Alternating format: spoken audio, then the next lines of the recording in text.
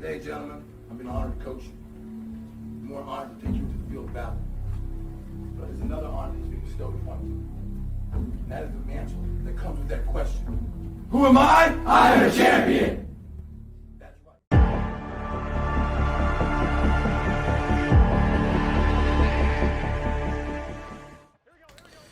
Alright guys, the title of the video speaks for itself. And I've already went over, I believe, like 4 or 5 plays from our set that I'm in right now. But today we're going to go over maybe about 3, 4, maybe even 5 plays from a new formation that I love to use against base align players. So right here, I didn't notice it yet. I was like, okay, this is some type of cover 4, and this is why I high load this side. And when I snapped the ball, I noticed the rotation. I'm like, okay, I'll throw the comeback pattern. And the corner played beautifully on that comeback pattern. And he was talking smack. That's why I zoomed in right there. So I'm like, you know what? You want to base align? I'm just going to go the optimal route and abuse your misalignment. So this is for you guys. I believe one of you guys asked how to attack base align. You know, I could title this so many different things. I could title it Destroying Base Align. I could title it New Formation from our playbook. A number of different things. I like to make videos where you can come back and watch this 3 years from now and still utilize the concepts in this video. Because I like to switch the tempo. But in this offense, it does put a lot of stress on the defense because you have a motion, you have an outside zone look, you have a guy sealing backside, and we have off of that, we have a run, we have a screen, we have a keeper, we have an action pass. So you have so many different looks off the same stuff. That's why it works.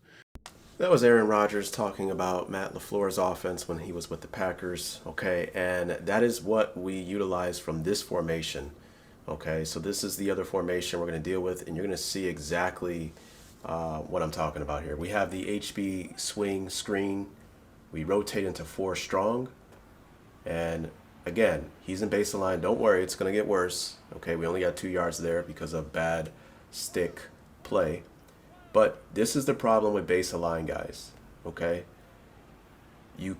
Basically, when I come out in this particular formation, we have 3 offensive threats on this side of the field, okay? And I notice that you only have 2 defenders. So, I mean, you do simple math, 2 blocking the 2, and then we throw the ball to our 3rd receiver, and we go upfield, okay? It's a numbers game because he's not aligned properly, right? So you're going to see me abuse this over and over and over again. Here I checked back into my 2x2 set because I was thinking, okay, I attacked him multiple times against that base align, and I just know he's going to switch off of base align at some point. So that's when I went to 2x2, and I noticed he still remained in the base align, right? So that's when I was like, you know what? I'm just going to abuse you over and over again with it, right? So you're going to see it over and over and over again. And that's how you attack guys in base align. Base align can be broken down due to the fact that your defense is not aligned properly to the formation that we present. So you see how we have 3 receivers to the right and he only has 1 defender, right? So, you know, we can block it. Here he was talking a lot of smack. I believe he said something like, stop running the same stuff over and over again. And I'm like, you know, I'm thinking too bad, right? I mean, you know, if you're going to play in base align because you don't understand the game, then that's your problem, right? You know, it just is what it is. You know, I don't like I've heard of things where guys play in these sim leagues, and I'm a sim player, okay? I want you guys to understand that, okay? I've heard of sim leagues, and I hear some of the rules, and I think some of the rules in the sim leagues are, I'm not trying to be rude, but it's just, you know, it doesn't make sense. It's, how is that true sim? And what I mean by, I hear rules like you can only run the same play twice, or something like you can't run the same play. That's not sim, guys. That's not sim. You know, as in, we're trying to keep it realistic. Well, that's not realistic, okay? Here, I decided to check into this. You can rewind it. I'm trying to make this video where I don't stop it, so I can have some videos that are not too long. And I ran that because he was talking and he had his friends in the background, and his friend was saying, select the corner yourself, because he was complaining badly, guys. Oh, here we have a tight end screen off of this. Rodgers said it earlier. And we have, off of that, we have a run, we have a screen, we have a keeper, we have an action pass. So you have so many different looks off the same stuff. That's why it works. So anyways, I ran that smash fade pattern on that one play because I was expecting him to take the corner and drive on the RPO action that I was throwing at him. But to my surprise, he didn't do it. And again, I heard his friend in the background say, take the corner yourself and go stop it, right? So I was trying to use that against him. When I snapped the ball, it surprised me that he didn't select the corner manually, so he wasn't listening to his friend. I'm so bad at this, I had to stop the clip and clone it to talk about this. It's like so much stuff that goes by in a regular video that I can't just overlook it. Notice how he's playing 3 receivers on the short side of the field. So that's why I took that corner in deep third and brought him more inside, right? And you'll see one of the benefits plus a bad route combination by the opponent.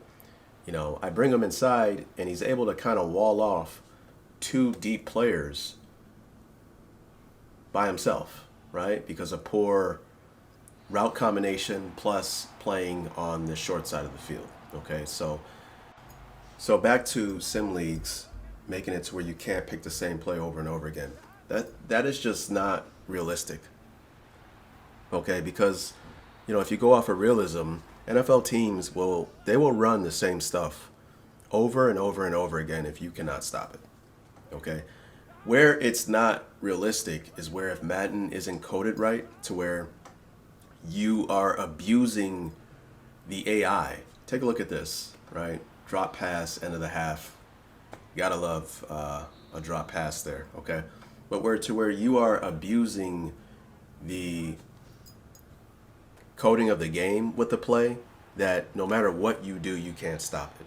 This right here, you can stop it, right? You just have to align right, okay?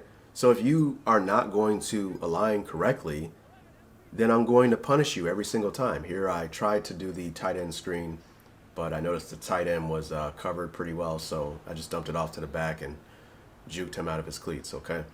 So, I mean, again, you see how the scheme, we have so many different things off of the same action.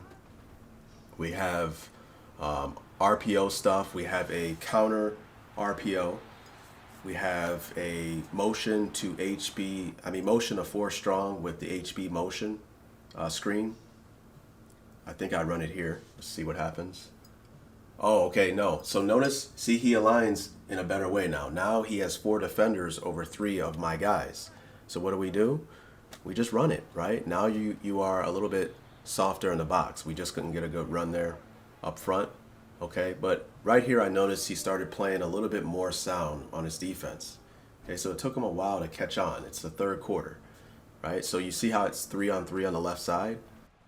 So we just check into a normal passing play, and we notice that he's compromising his defense by forcing them to play down. I believe he was playing play run, so they can push down on the play, and that's the incorrect play way to do it, right? Notice how when I ran the ball there, he's trying to flare out to stop the RPO throws. So he just could not figure out how to stop this. Okay, again, I run it again, and when I notice him try to fight inside to stop the run now, I just throw it outside, right? Okay, again, the way you stop something like that is you align properly, right? To where if I have 2 outside, you have 2 defenders outside as well, right? You don't have it to where I have 3 defenders outside and you have 1 to deal with 3 players on the outside. I mean, that's where we can just throw it right on the outside, get the other 2 to block that 1, and then we just run it upfield, okay? RPOs is an extension to the run play, and you put a lot of players, well, you put a player into conflict, and you go to town. Here I got an interception, and this is where I go ahead and take the game down, I believe. So here I notice again, you notice how it's only 1 player out there? Snap the ball, throw outside, and we get a big game. So, I mean, that is that. I'm not really satisfied with the video, guys. I'm trying to do something different to where I just play a game, cut it, don't stop it, no graphics. This is just some of the videos, not all of them. but I want it to where I don't slow it down on every single video. I kind of want to have some videos to where it's just kind of straight talk, so I can kind of get the videos out there. So I'll leave it at that. I hope you start implementing this scheme. Whenever you deal with a base aligned player, okay, this is where I go to in my playbook. But again, the concepts of this video, it isn't tied to just my playbook. When you get somebody playing base align, outnumber them with formations like trips formations, and then implement RPOs. So if they only have one guy on the outside and you have 3 on the outside with your trips, then you should be throwing those RPO screens, and you maximize putting players into conflict with the RPO, not just a regular screen. So you snap the ball, it looks like it's about to hand off, so that second defender in, who's all the way in the box, tucked in the box, okay, you force him to have to honor the threat of the run. All right. Meanwhile, your 2 players on the outside are going to block that one defender and then seal off a defender coming from the inside. You're able to bust outside with your screenplay from your RPO.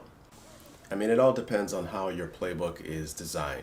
Okay. But, you know, we just have kind of like a really big benefit in this playbook from this particular formation, to where we have that motion into 4 strong with the HB swing. It's really good against blitzing. Okay, it's good against a lot of things, but it's definitely good when your opponent wants to base align and they don't have the proper numbers on the outside to cover down on your receivers. Okay, so you know, I hope this helped some on fighting against base align. Okay, the problem with base align, when you try to do a basic passing play against it, is you're forced to post snap read from, you know, your 2x2 sets and your traditional 3x1 sets. Okay, when I'm dealing with a base align opponent, or opponent who only disguises coverage and he never plays a coverage that shows exactly what he's doing pre-snap, that's when I try to get away from pre and post snap reading. You know, I get more into progression reading. It's just so much stuff, man. You know, this video's too long, so you know, I'm gonna leave it at that. Okay, but I gotta say, when I'm dealing with somebody who's disguising coverage, that's when you get into progression reading, where you're reading 1 to 2 to 3. That way you're not really trying to read the defense, because you can make mistakes. So that's when you get into condensed sets and progression plays from 2x2 sets and etc., to where, you know, you're just reading 1 to 2 to 3. You're not really concerned about reading the defense pre and post snap. Okay, and that's how you get out of trouble against guys like that. But you know, that's just attacking downfield with a passing attack. I showed you in this video, base align, there's ways where you can attack it horizontally, because again, they're not aligned properly over your receivers. So I'll leave it at that. I hope you guys got something out of this video, and I hope you keep coming back for more videos. Peace.